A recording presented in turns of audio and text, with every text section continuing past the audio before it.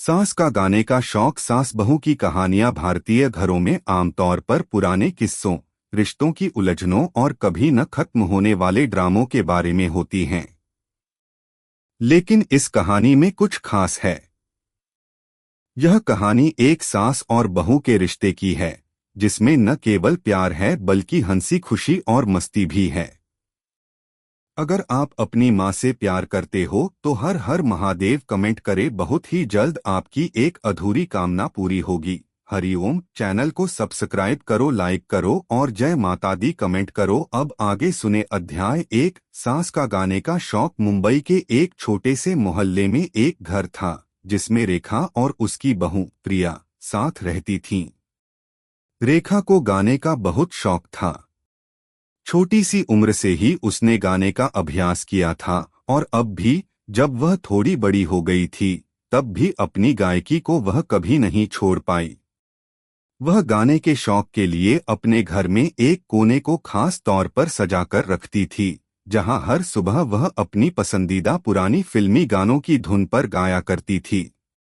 प्रिया, रेखा की बहू, जो कि एक सुलझी हुई और समझदार लड़की थी, अक्सर अपनी सास को गाते हुए सुनती। शुरुआत में प्रिया को यह बहुत अच्छा लगता था, लेकिन धीरे धीरे वह महसूस करने लगी कि रेखा का गाने का तरीका थोड़ा अजीब था।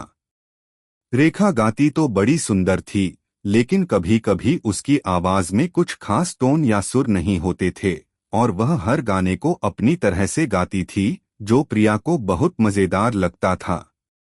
एक दिन जब रेखा पुराने फिल्मी गानों में खोई हुई थी, प्रिया ने उसे देखा और बिना कुछ बोले उसकी नकल करना शुरू कर दिया। वह भी वही गाना गाने की कोशिश करने लगी, लेकिन रेखा की गायकी की तरह ही।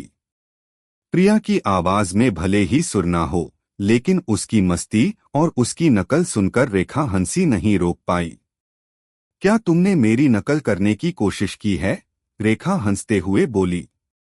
क्या करूं सासू माँ, आपकी गायकी सुनकर बस मन किया कि मैं भी गाऊं, प्रिया ने मुस्कुराते हुए कहा। रेखा ने हंसी के साथ कहा, बिल्कुल गाओ, पर अगली बार सुरों पर ध्यान देना, नहीं तो तुम्हारी गायकी सुनकर घरवाले भाग जाएंगे। प्रिया ने अपनी सास के मजाकिया अंदाज को अपनाया और उसका मजाक उड़ाते हुए गाने की कोशिश की। फिर एक दिन रेखा ने प्रिया से कहा, चलो आज हम दोनों मिलकर गाते हैं। अध्याय 2। सास और बहू की गायकी की मस्ती। रेखा और प्रिया के बीच की यह मस्ती और हंसी खुशी का रिश्ता धीरे धीरे मजबूत होता गया। जब भी घर में कोई खाली समय होता, वे दोनों साथ बैठकर गाने का अभ्यास करती। रेखा अपने पुराने गानों की किताब को खोलती और प्रिया, जो कि काफी मजाकिया थी, वह अक्सर गाने के सुरों को तोड़ मरोड़ देती। सासू माँ, अगर आप ये गाना गाने के बजाय कुछ और गाती तो क्या होता? प्रिया हंसी में कहती। क्या? रेखा हैरान हो जाती। जैसे कि मेरे सासू माँ कहो। प्रिया ने गाने का एक नया अंदाज शुरू किया। क्या कर रही हो तुम? रेखा हंसी को रोकते हुए बोली, तुम भी ना गाने का तरीका तो बदल देती हो। दोनों के बीच की यह मस्ती दिनों दिन बढ़ती ही जा रही थी। कभी रेखा पुराने गानों को गंभीरता से गाती, तो प्रिया उसकी नकल करके उसे और भी मजेदार बना देती। एक बार रेखा ने पुराने बॉलीवुड गाने मेरे सपनों की रानी कब आएगी गाना शुरू किया। प्रिया ने बिना किसी डर के उसी गाने का मजाक उड़ाते हुए कहा, कभी मेरे सपनों का सासू माँ कब आएगी। रेखा और प्रिया दोनों हंसते हंसते लोटपोट हो गए। रेखा ने एक दिन प्रिया से कहा, तुम तो मजाक करती रहती हो, लेकिन तुम्हें सच में गाना चाहिए। तुम्हारी गायकी में भी कुछ खास है। प्रिया थोड़ी चौंकी और फिर गाने की कोशिश की, लेकिन वह सुर और लय में खुद को खोने की बजाय अपनी पूरी तरह से अपनी नकल करने की आदत में रही। यही नकल कभी कभी उसके गाने को और भी अधिक मजेदार बना देती। अध्याय 3। परिवार की प्रतिक्रिया। एक दिन रेखा और प्रिया के बीच में हो रही गायकी की मस्ती का असर घरवालों पर भी पड़ा। रेखा के पति श्रीमती कुमार, जो कि एक सख्त और अनुशासन प्रिय आदमी थे, वह भी कभी कभी गाने सुनने के लिए आ जाते थे। एक दिन जब रेखा और प्रिया दोनों साथ गा रहे थे, श्री कुमार घर में आए। क्या हो रहा है? श्री कुमार ने चौंकते हुए पूछा। कुछ नहीं, बस हम दोनों गा रहे थे, रेखा मुस्कुराते हुए बोली। तुम्हारी बहू को गाने का शौक है? श्री कुमार ने हैरान होकर पूछा। शौक तो है, लेकिन वह तो बस नकल करती रहती है, रेखा हंसी में बोली। क्या तुम दोनों मिलकर एक गाना गाओ, हम सभी को सुनाए? श्री कुमार ने आग्रह किया। रेखा और प्रिया ने एक साथ गाने का फैसला किया।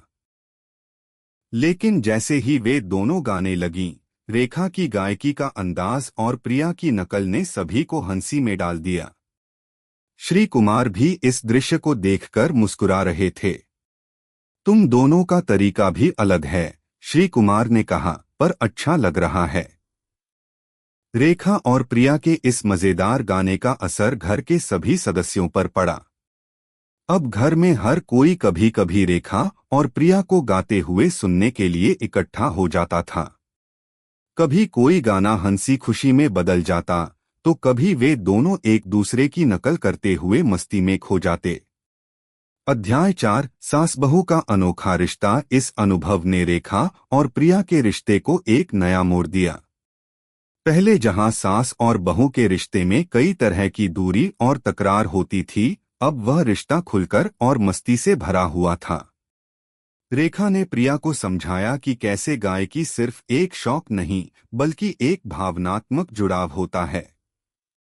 और प्रिया ने रेखा को यह सिखाया कि कभी कभी जिंदगी में हल्के फुल्के मजाक और नकल के जरिए भी रिश्तों को और भी गहरा बनाया जा सकता है। सास और बहू का रिश्ता अब बस समझ और समर्थन का नहीं था, बल्कि एक मजेदार और सहायक दोस्ती में बदल गया था। दोनों एक दूसरे के साथ समय बिताने का आनंद लेने लगीं और हर छोटी बात में खुशी ढूंढने लगीं। कैसी लगी आपको कहानी? प्लीज कमेंट करो, लाइक करो, सब्सक्राइब करो। धन्यवाद।